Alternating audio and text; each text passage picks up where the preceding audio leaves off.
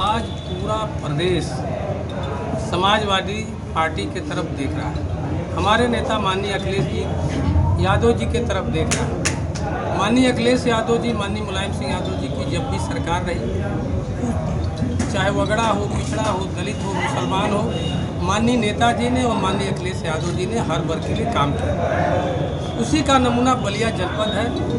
जो समाजवादी पार्टी कहती है, हमारे नेता माननीय अखिलेश यादव जो कहते हैं वो करते हैं। उसका उदाहरण है, जब से देश आज़ाद हुआ तो कई सरकारें आई गई, भारतीय जनता पार्टी ने सबका साथ सबका विकास, जो बातें माननीय संजय भाई जो आज समाजवादी पार्टी में उनका अभिनंदन स्वागत किया गया, उन्होंने बात रखी, वो बात सत्य है। ये सही बात है कि माननीय अखिलेश यादव जी ने जितना काम पूरे प्रदेश में किया, और ख़ास तौर से बलिया जनपद की इस बात को मैं कह सकता हूँ और दावे के साथ इस बात को मैं कह सकता हूँ कि माननीय अखिलेश यादव जी की सरकार में जितना विकास हुआ, उतना विकास जब से देश आज़ाद हुआ किसी सरकार ने नहीं किया।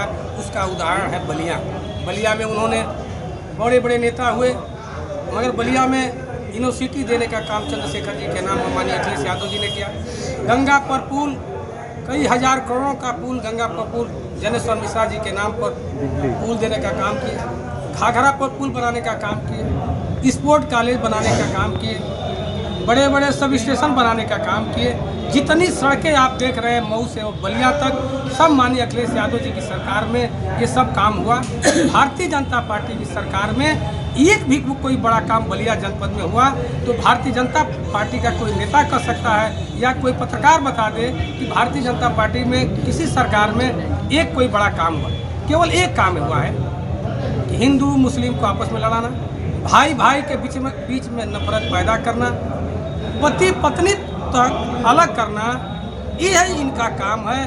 किस तरह से पूरा प्रदेश बर्बाद हो जाए। किसान रोज़ मर रहे हैं, डीजल का दाम बढ़ रहा है, पेट्रोल का दाम बढ़ रहा है, आलू, चीनी, किरासन तेल प्रदेश से गायब, देश से गायब हो गया। सब कुछ का दाम बढ़ रहा है। और इसके बाद भी भारत के प्रधानमंत्री जी, उत्तर प्रदेश के मुख्यमंत्री जी कह रहे हैं कि भारत सुरक्षित है, लोग अमन चैन से हैं, इस देश में दूध भात लोग खा रहे हैं। ये केवल झूठ बोलने में महारत हासिल है और समाजवादी पार्टी जो कहती है वो करती है। इसी का भरोसा है और अखिलेश यादव पर सबका भरोसा है।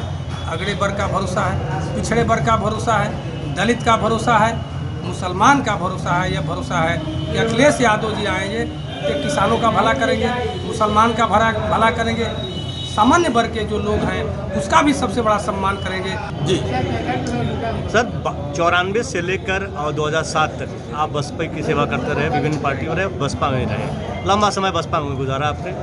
बावजूद उसके अब सपा का दामन आपने थामा है। माननीय अखिलेश जी के अध्यक्ष में आपने सपा को जानी, क्या ऐसी खास बात सपा में दिखी जो आप सपा की तरफ खींचे चले आए? साथियों, आपने बसपा की बात की है तो बसपा में जब मानवर घासीराम मुखिया थे उस वक्त बसपा कुछ और थी। घासीराम के बसपा में मैं था। जब वो प्राइवेट लिमिटेड हो गया तो मैं 2007 में इस्तीफा दे के मैं घर पे बैठ गया और समाज की सेवा करने लगा। जैसे बाढ़ में बच्चियों का शादी कराना, या ऑक्सीजन जो खत्म हो गया था, ऑक्सीजन बॉक्स मंगाना, ऑक्सीजन देना, दवा देना, ये सारी चीज़ों में समाज की सेवा में मैं लग गया था।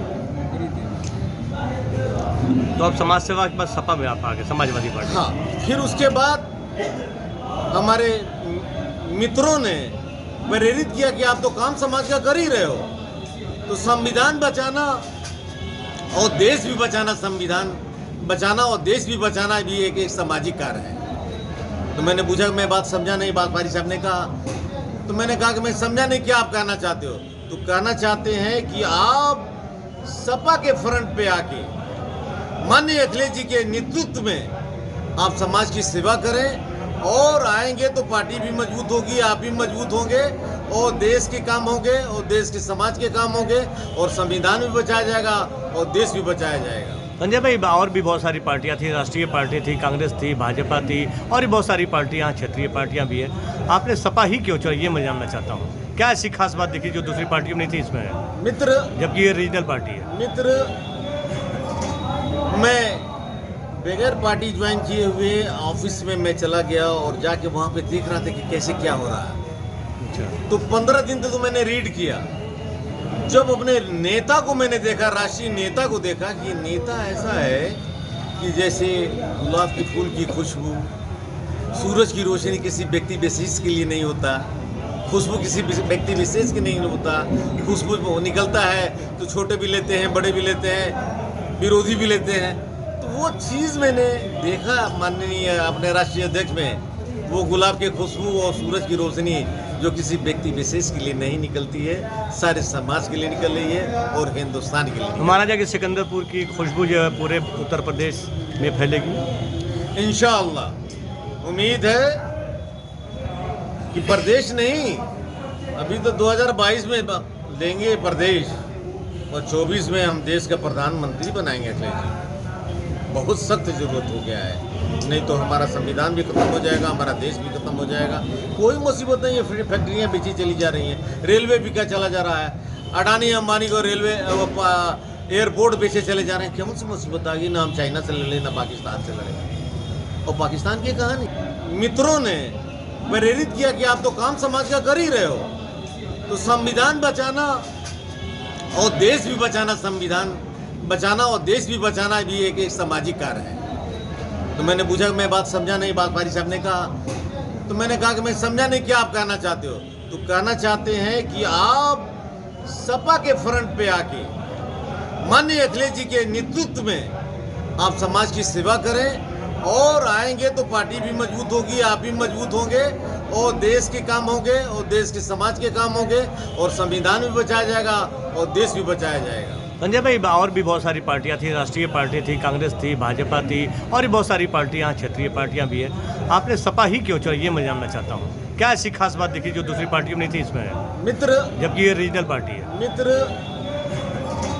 मैं बगैर पार्टी ज्वाइन किए हुए ऑफिस में मैं चला गया और जाके वहाँ पे देख रहा था कि कैसे क्या हो रहा है। अच्छा। तो 15 दिन तो मैंने रीड किया। जब अपने नेता को मैंने देखा, राष्ट्रीय नेता को देखा कि नेता ऐसा है कि जैसे गुलाब के फूल की खुशबू, सूरज की रोशनी किसी व्यक्ति विशेष के लिए नहीं होता, खुशबू किसी व्यक्ति विशेष के नहीं होता।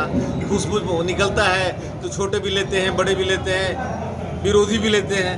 तो वो चीज़ मैंने देखा माननीय अपने राष्ट्रीय अध्यक्ष में, वो गुलाब के खुशबू और सूरज की रोशनी जो किसी व्यक्ति विशेष के लिए नहीं निकलती है, सारे समाज के लिए निकल रही है और हिंदुस्तान के लिए। माना जाए कि सिकंदरपुर की खुशबू जो है पूरे उत्तर प्रदेश में फैलेगी।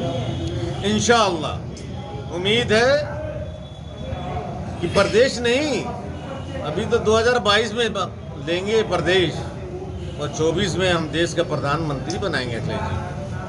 बहुत सख्त जरूरत हो गया है, नहीं तो हमारा संविधान भी खत्म हो जाएगा, हमारा देश भी खत्म हो जाएगा। कोई मुसीबत नहीं है, फैक्ट्रियाँ बेची चली जा रही हैं, रेलवे बिका चला जा रहा है, अडानी अंबानी को रेलवे एयरपोर्ट बेचे चले जा रहे हैं। क्यों सी मुसीबत आ गई? ना हम चाइना से लड़े, ना पाकिस्तान से लड़े।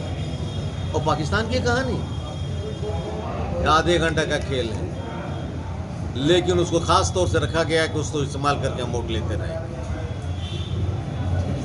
एक बार जनता यहाँ से पैदल चल देगी तो पाकिस्तान निस्तो नाबूद हो जाएगा, लेकिन उसको नास्ते नाबूद नहीं करना है, क्योंकि उसी के नाम पर लड़ना है चुनाव। समाज का काम नहीं करना है, बेरोजगारों का काम नहीं करना है, रोजगारों का काम, कल फैक्ट्री नहीं लगाना है। ये किस पे तंज कर रहे हैं आप? ये बीजेपी में मैं तंज कर रहा हूँ। बीजेपी पाकिस्तान मुसलमान फेंक देता है सब। अगस्त से सिलेंडर का दाम बढ़ता जा रहा है, पेट्रोल का दाम बढ़ता चला जा रहा है। मतलब पाकिस्तान, अफगानिस्तान, मुसलमान, तालिबान। भारत की बात नहीं हो रही है। आप ये भारत कहना की चाहते हैं? नहीं, नौजवानों की बात नहीं हो रही है, बेरोजगारों की बात नहीं हो रही है, किसानों की बात नहीं हो रही है, किसान सड़कों पे मर रहा है, उसकी बात नहीं हो रही है। तो आपको लगता है सपा में बात, ऐसी बातें होती है जो किसान की, मजलूम की, बच्चों की, अल्पसंख्यकों की बात होती है सपा में? अरे आप देखते रहो ना, आप हमारे अखिलेश जी क्या क्या बोलते हैं किसानों के बारे में। समाज के बारे में बोलते हैं, नौकरी के बारे में बोलते हैं, बच्चों के बारे में बोलते हैं, पढ़ाने के बारे में, शिक्षा में कितना लिपटा बांटा उन्होंने।